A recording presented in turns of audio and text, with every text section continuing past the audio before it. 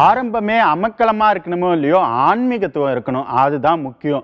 ஏன் இதை நான் சொல்றேன் அப்படி சொன்னீங்கன்னா, யோகி பாபு அப்படின்னு சொன்னாவே அவருடைய ஆன்மீக தன்மை தான் நமக்கு எல்லாருக்குமே தெரிய வரும்.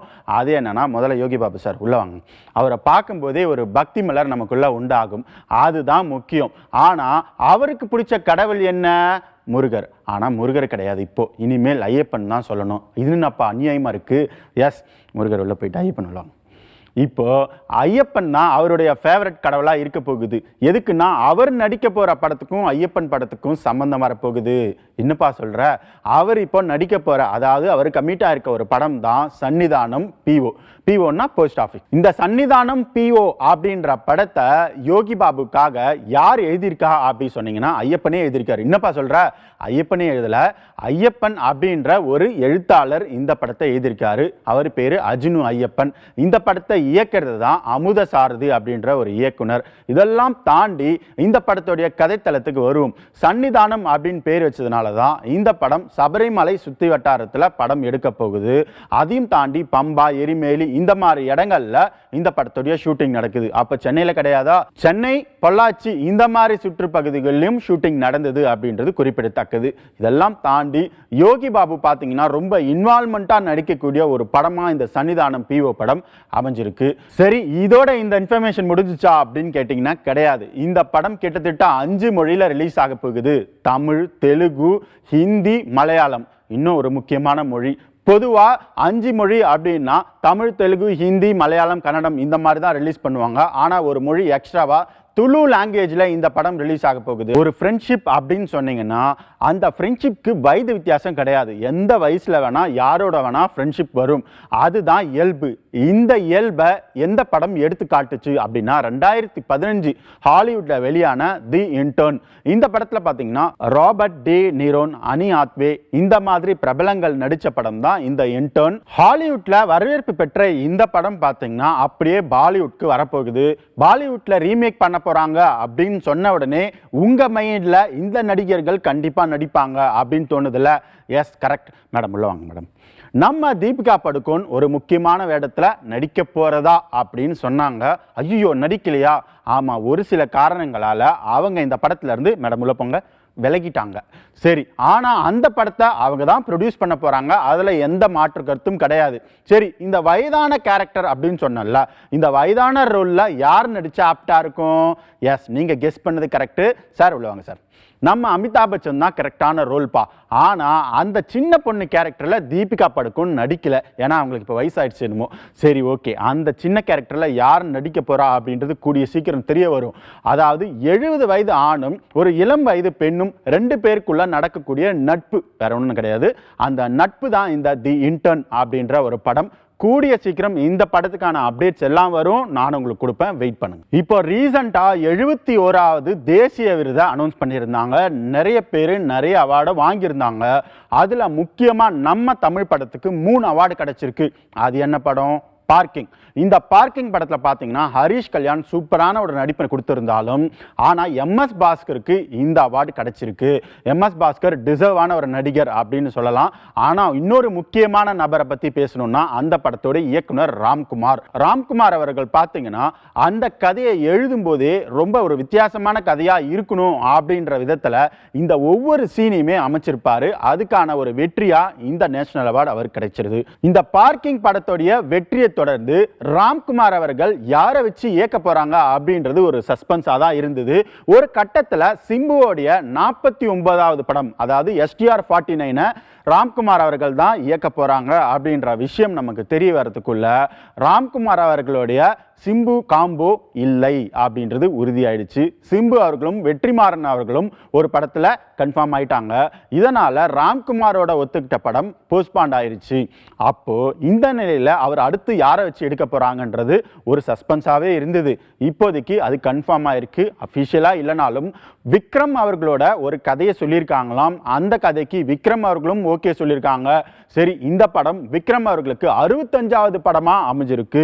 இந்த படம் ஒரு ஒருவேளை கன்ஃபார்ம் ஆக எப்போ ஷூட்டிங் போவாங்க அப்படி சொன்னால் இந்த இயர் எண்டு ஷூட்டிங் போகலாம். அடுத்த மாதம் இந்த படத்துக்கான அப்டேட்ஸ் எல்லாம் வரும் அப்படின்னு சொல்லப்படுது. ஒன்லைன் மட்டும்தான் கொடுத்துருக்காங்க.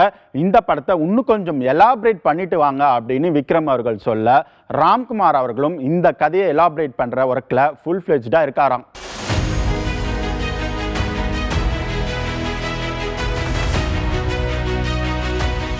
கூலி அப்படின்னு சொன்னாவே உங்கள் எல்லாரோட மைண்டுக்கும் ஆகஸ்ட் 14ஆம் தேதி எப்பப்பா வரும் அப்படின்னு காத்துட்டு இருக்கிறது புரியுது.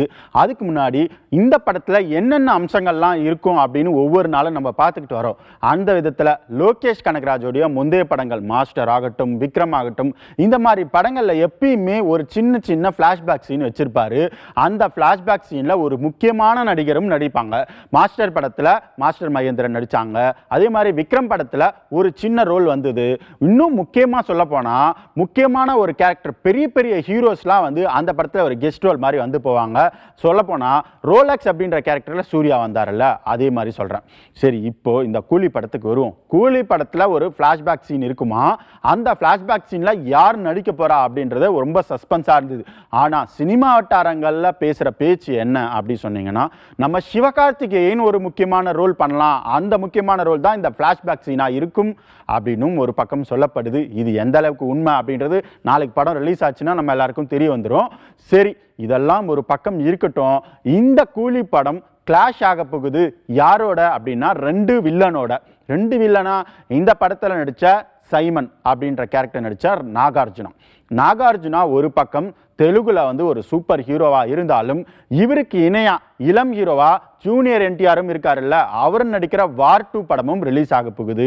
இப்போ நாகார்ஜுனாவா ஜூனியர் என்டிஆரா, இந்த மாதிரி ரெண்டு பெரிய ஹீரோஸ் வந்து கிளாஷ் பண்றது நம்ம ஊர்ல இல்லைனாலும் ஆந்திராவாகட்டும் தெலுங்கானாவாகட்டும் இந்த ரெண்டு ஸ்டேட்லயுமே இப்ப இதுதான் பேச்சு பொருளா இருக்கு. இவங்க ரெண்டு பேர்ல யாரு வந்து மோதி ஜெயிக்க போறா அப்படின்னு நம்ம பார்த்தோம். இந்த கூலி படத்தோடைய லாபம் எந்த அளவுக்கு ஈட்டிருக்கு அப்படின்னு. இதோட புக்கிங் ஆரம்பிச்ச உடனே கர்நாடகால அபிஷியலாவே 1000, 1500, 2000 இந்த மாதிரி டிக்கெட் விலையை வச்சு ஒரே தியேட்டர்ல ஒரே ஷோ 7 to 8 லட்சம் ரூபாய் வரைக்கும் லாபம் பார்த்திருக்காங்க அப்படின்னு சொல்லப்படுது. அபிஷியலா 1500, 2000 விற்கும் போது நம்ம ஊர்ல அந்த மாதிரிலாம் கிடையாது. ஒரு டிக்கெட்டோட விலை 120. அதை நம்ம நம்பிதான் ஆகணும். சரி, இப்போதைக்கு இந்த படம் ஆஃப்லைன் வியாபாரம் அப்படின்னு பார்த்தீங்கன்னா ஓடிடி, டிஜிட்டல் இந்த மாதிரி ரைட்ஸ்ல ஏற்கனவே கிட்டத்தட்ட 475 கோடி ரூபாய் வந்து லாபத்தை பார்த்திருக்கு. அப்பனா 200 கோடி ரூபாய் இந்த அட்வான்ஸ் புக்கிங்ல பார்த்திருக்கு.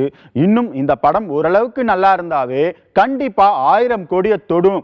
அப்படி ஒருவேளை 1000 கோடியை தொட்டா தமிழ் படத்துல 2025 வந்த ஒரு முதல் படமா, இது முன்னாடி எந்த படம் 1000 கோடி தொடல, இருந்தாலும் முதல் தமிழ் படமா 1000 கோடி தொட்டதா இந்த கூலி படம் பெருமை சாற்றப்படும்.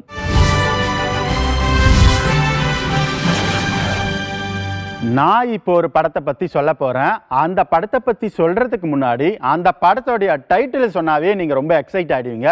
அப்படி எக்ஸைட் ஆகிற அளவுக்கு அது என்ன படம்? எஸ், இந்திரா. இந்திரான்னு சொன்ன உடனே Arvind Swamy sir, Anuhasan ma'am, Suhasini ma'am இவங்கெல்லாம் வரவே கன்ஃபியூஸ் ஆயிட்டீங்களா? Sir please ma'am please. ஆனால் நான் சொல்ல போகிறது புதுசா 2025 வர காத்துக்கிட்டு இருக்க இந்திரா. இந்த இந்திரா படத்துல ஜெயிலர் படத்துல நடிச்ச வசந்த் ரவி அவர்கள் தான் ஹீரோவா நடிக்கிறாங்க. முக்கியமான ரோல்ல அதே ஜெயிலர் படத்துல நடிச்ச சுனில் தான் வில்லனா நடிக்கிறாரு. சூப்பரா இருக்குல்ல?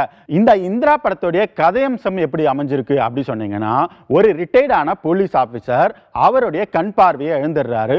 ஆனா ஒரு கொலையாளியை கண்டுபிடிக்கணும். ஆஹா, கேட்கும் போதே இன்ட்ரெஸ்டிங்கா இருக்குல்ல? அதுதான் இந்த இந்திரா படம். ஆனா இந்த இந்திரா அப்படின்ற டைட்டில் வைக்கிறதுக்கு முன்னாடி ராஜாவின் பார்வையிலே அப்படின்ற பேர் தான் சூஸ் பண்ணாங்களாம்.